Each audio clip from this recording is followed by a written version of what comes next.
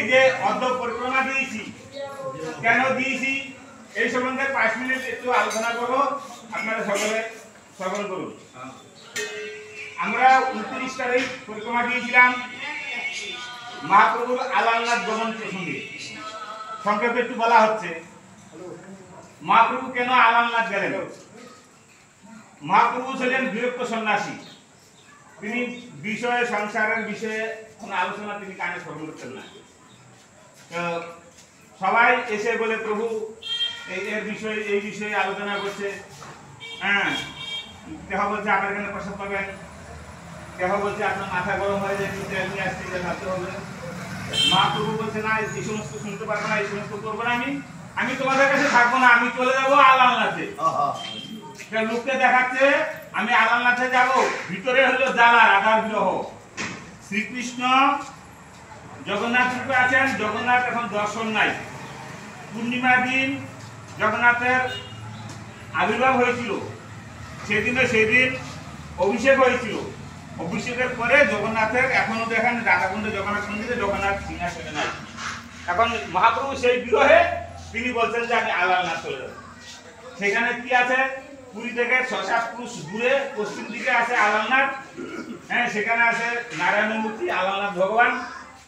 সেই আলালনাথ প্রায় 50 ফুট উঁচা, তার চতুর্দিকে অনেক এই বিভিন্ন মূর্তিতে কারুকার্য মন্দির। সেখানে সম্বন্ধে সেদিনও বলা হচ্ছে, এখন একটু আলোচনা হচ্ছে। মহাপ্রভু যে গেলেন আলালনাথের মহিমাটা একটু সংক্ষেপে বলা হচ্ছে। ব্রাহ্মণ যে পূজা করতেন তার একটা এরকম অল্প বয়সের একটা ছেলে ছিল, বুঝলেন, নাবালক। তিনি সেই নাবালকটাকে সেবা পূজা দিয়া তিনি চলে গেলেন কিছুদিনের জন্য বাইরে। এখন বালকের মন্ত্র মন্ত্র কিছু জানে না। বাবা বলছে ভোগ লাগাইছে ঠাকুরকে। হ্যাঁ, এখন ভোগ লাগাইছে ঠাকুরকে, লাগাই বলছে প্রভু গ্রহণ করো। প্রভু সব খেয়ে নিচ্ছে। মা বলছে কই ভোগ নিয়ে আসো, আমরা তো প্রসাদ পাবো। বলছে ভোগ আমরা নাই, দিব কোথা থেকে। 1 দিন 2 দিন 3 দিন এইভাবে অনাহারা আছে। ব্রাহ্মণ যখন ঘুরে আসছে তখন বলছে কেমন ভালো আছো? বলছে হ্যাঁ খুব ভালো আছি, আমরা 3 দিন ভুকা করে আসি, 4 দিন হয়ে গেল, আমাদের কোনো এই প্রসাদ। কি হলো? বলে ভোগ লাগাচ্ছে ছেলে, সব প্রভু নিজে পেয়ে নিচ্ছে, আমরা কি খাবো? বলে কি হলো, পরীক্ষা করে দেখবো। তিনি মন্দিরের ভিতরে এক কিনারে বসে আছে, বাচ্চাটাকে বলছে ভোগ লাগাও। বাচ্চাকে যে মাত্র গিয়ে বলছে নারায়ণ তুলসী দিয়ে বলছে হে নারায়ণ প্রভু তুমি গ্রহণ করো। সঙ্গে সঙ্গে বাচ্চার সঙ্গে সঙ্গে গিয়ে তিনি হাতে ধরছে নারায়ণ, নারায়ণ। বলে তোমরা আপনি এগুলিকে গ্রহণ করছেন, আমরা কি পাবো? আমরা 4-5 দিন অনাহারে আছি।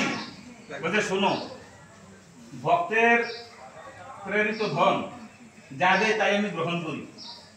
যেরকম এই বৃন্দাবনে সেই গিরিরাজে আনোর গ্রামে সেই গিরিরাজের ভোগ লাগাইছিল, তিনি স্বয়ং গ্রহণ করেছে, দেখাইছেন, আবার সেই রকম পূর্ণ করে দিয়েছে। বলছে আমি আবার পূর্ণ করে দিলাম, তোমাদের কোনো অভাব নাই। হ্যাঁ, তো এইভাবে সংক্ষেপে বলা হচ্ছে সেখানে যে মহিমা। এখন মহাপ্রভু সেখান থেকে পরে ফিরে আসছেন রথের আগেই। এখন আজকের হইল উড়িয়া গৌরিয়া মিলন। উড়িয়া গৌরিয়া মিলনের মাহাত্ম্যটা হইল এই, আমাদের মহাপ্রভুর যে মাসির বাড়ি গুন্ডিচা মন্দির যাকে বলা হয়। গুন্ডিচা মন্দির কেন বলা হয়েছে?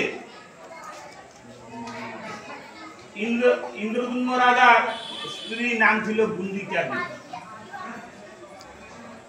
ইন্দ্রদুম্ন রাজাকে সংক্ষেপে এগুলি বলা হচ্ছে, বিস্তারিত আলোচনা আছে। গুন্ডিচা দেবী কেন গুন্ডিচা মন্দির না হলেও জগন্নাথ কেন সেখানে যায়, আর এগুলি কালকে আমরা আলোচনা করব। হ্যাঁ, এই রাঘবের ঝালি সম্বন্ধে। এখন মহাপ্রভু ফিরে এলেন, একটা জায়গা আছে, সেই জায়গার নাম হলো আপনার চন্দনপুর। এই যে গুন্ডিচা মন্দিরের নিকটে চন্দনপুর, সেখানে এই আছে 3 সখীর একটা আশ্রম। চন্দনপুরে 3 সখী কেন বলা হয়েছে? ব্রজের ভাবে একটা হলো সখী, আর নবদ্বীপের ভাবে একটা সখী, আর নীলাচলের ভাবে একটা হলো সখী। এই 3 সখীর একটা আশ্রম আছে।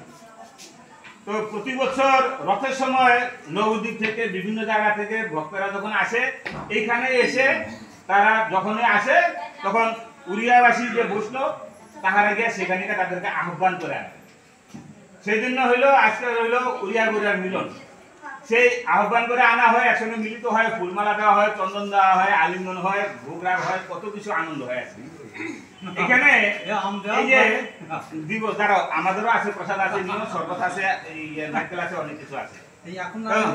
হ্যাঁ শোনো, এখন এই যে আজকে যে হচ্ছে কি কেন পরিক্রমা দিচ্ছি, উড়িয়া গুড়িয়া মিলন। এখন মহাপ্রভু সেখানে গেলেন, সকলে গেলেন, সকলকে আমন্ত্রণ করা হইল, মিলন হইল। তোমরা যেমন মনে করো পূজা পাঠ হয়ে যাও। এটা হলো নবদ্বীপবাসী, এটা হলো বৃন্দাবনবাসী চৌকি, আর আমি হলাম একটা উড়িয়া পান্ডা। এখন শোনো, যে যার মিলন করো এভাবে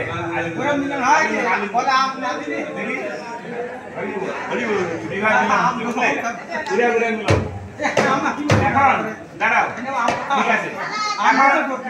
উড়িয়াদের মিলন হলো, এখন উড়িয়াদের মিলনের পরে এখন সবাই যাবে কোথায়? গুন্ডিচা মন্দিরে। এই যে গুন্ডিচা মন্দির, গুন্ডিচা মন্দিরের কেন নাম হয়েছে জানো? ইন্দ্রদুম্ন রাজার স্ত্রীর নাম ছিল গুন্ডিচা দেবী। এই গুন্ডিচা মন্দিরের আরেকটা নাম হলো কি জানো? গোপনীয় গুপ্ত বৃন্দাবন। জগন্নাথের যে মন্দিরটা আছে সেটা হলো লক্ষ্মীনারায়ণ থাকে, সেটা হলো বৈকুণ্ঠ ধাম। আর এই যে গুন্ডিচা মন্দির সেটার নাম হইল গুপ্ত বৃন্দাবন। এই গুপ্ত বৃন্দাবনে এই কৃষ্ণ, বুঝলে, জগন্নাথ চতুর্ভুজ হলো জগন্নাথ, শঙ্খচক্র গদা পদ্মধারী, তার পাশে আছে কে? লক্ষ্মী দেবী। আর কৃষ্ণ হলো বংশীধারী, তার পাশে আছে কে? শ্রীমতী রাধারানী। তো কৃষ্ণ যেখানে থাকে রাধারানী থাকতে পারে, না থাকতে পারে, কিন্তু রাধারানী যেখানে থাকে কৃষ্ণ সেখানে থাকে। এখন রাধারানী যে গুন্ডিচা যে গুপ্ত বৃন্দাবন সেখানে আছেন, সে বৈকুণ্ঠ ধামে যাচ্ছেন না। তখন কৃষ্ণ এখানে মিলন হবে বলে তিনি এই যে স্নান পূর্ণিমার পরে তার জ্বর হয়। আচ্ছা, জগন্নাথের কেন জ্বর হয়? জগন্নাথের কোনোদিন জ্বর হয় নাকি? যিনি জ্বরকে নিবারণ করেন, তিনি লোককে পালন করেন, হ্যাঁ, অনন্ত কোটি বিশ্বব্রহ্মাণ্ড যার নিকটে সৃষ্টি, তাহার আবার জ্বর হয়।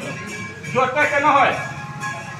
জ্বরের মাহাত্ম হইল নিজে এই জাগতিক জগতের যে চিন্তাপ আছে, দৈবিক, আদিদৈবিক, আদি ভৌতিক, আধ্যাত্মিক, এই চিন্তাগুলিকে সবার কাছ থেকে নিবারণ করে নিজে ওষুধ আগের দিনে পাচন করা হতো, তারপরে বলা হয় আয়ুর্বেদিক, তারপরে হলো হোমিওপ্যাথিক, এলোপ্যাথিক, এখন ক্যাপসুল বলি। এই যে আমাদের এখানে এখনো আছে, এই যে পাচন দেওয়া হয়, এই পাচনটা কি আছে? পাচন কেন দেওয়া হয়? অনেক রহস্য আছে। পাচনটা কেন দেওয়া হয়? বাৎসল্য প্রেম, মাতা যশোদা কৃষ্ণকে ভালোবাসতেন বাৎসল্য প্রেমে। বেশি স্নান করাইলে জ্বর হয়ে যায়, সর্দি জুকাম হয়।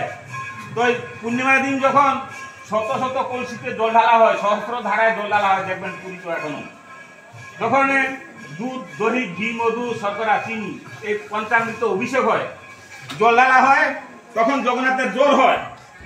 জ্বর হলে এই পাচন দেওয়া হয়। জগন্নাথে এই পাচনটা খেয়ে এটার মধ্যে বিষটাকে নিজে গ্রহণ করে অমৃতটাকে ঢেলে দেয়। এইটা যারা গ্রহণ করে তাদের আর তাদের ভোগ করতে হয় না, সেই জন্য মানুষের পাচন ব্যবহার করেন। আর এই যে জ্বর হইল, জ্বরের পরে শোনো,